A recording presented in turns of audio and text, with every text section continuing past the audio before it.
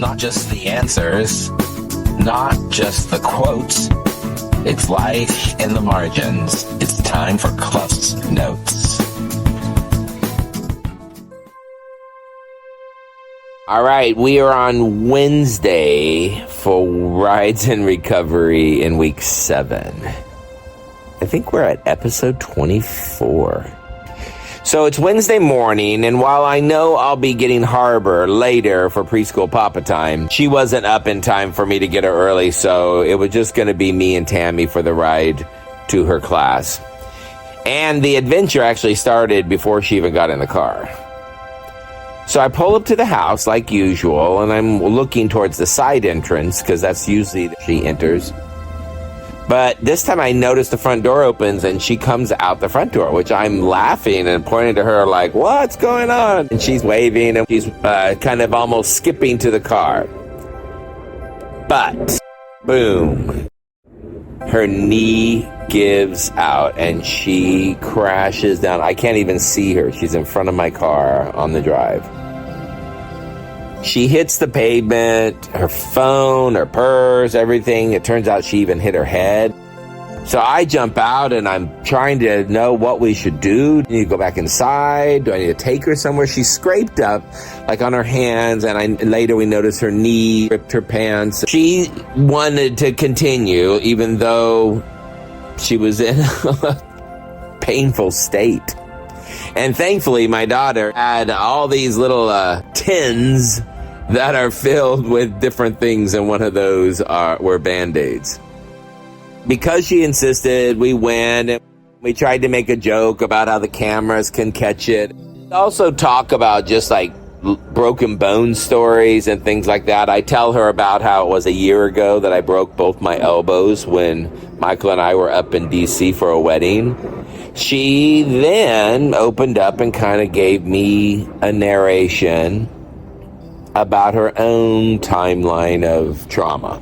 So she said it started with her elbow when she was just a teenager that never quite was treated or healed right. Then she had a car accident later that actually fractured her back but was not diagnosed correctly. And she had this chronic pain from these variety of injuries that were layered on top of each other. And she told me, we don't go to doctors. We just endured things. You know, that was how she said she was raised, is like, you know, you didn't treat things. I was just taught that's how you have to deal with pain. And then she said later, pain meds came into her world and the wonder of pain meds.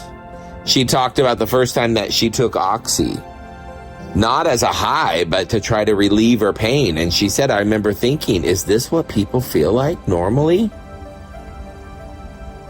Why would I not want this for myself? And I guess once you've lived with that chronic pain, that real relief can just feel like salvation.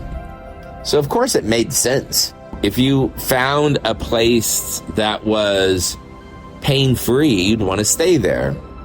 She said it started with Vicodin, and then it moved to Oxy multiple times a day.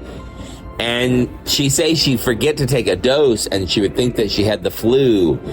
And the minute that she take the pill, boom, she was better. And then she said that's when it started hitting her. I think I'm addicted. And she hadn't meant to be, but suffering had this cost, and the only solution was coming from these pills. I didn't have to drive her home because I got a text when Harbor and I were at our preschool papa time that said she found a ride. Well, later that night, I didn't hear from Tammy, and the next morning, Thursday, still nothing, and we did have our scheduled drive. I went ahead and decided I was going to still go to pick her up and see. But I did remember that in the fall, she dropped her phone, it damaged, and I remember her even telling me that she went through 13 phones in 2 months in one of those stretches of her journey. And when I asked how, she said they were broken or stolen or lost. She said her son was always the one who helped her get a new one. I wondered if he was involved and if he might be in town and maybe she didn't need a ride and couldn't get a hold of me. And when I was in the driveway for a little bit, I went ahead and opened up my emails. Not a way we normally correspond, but there was a message that was through the payment app that he uses. And he said, Mom won't need a ride today. So I knew she was okay. I knew she was with him, that she was getting checked out and getting a new phone.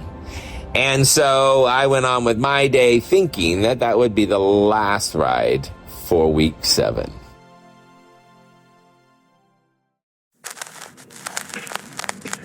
Another reel for the shelf.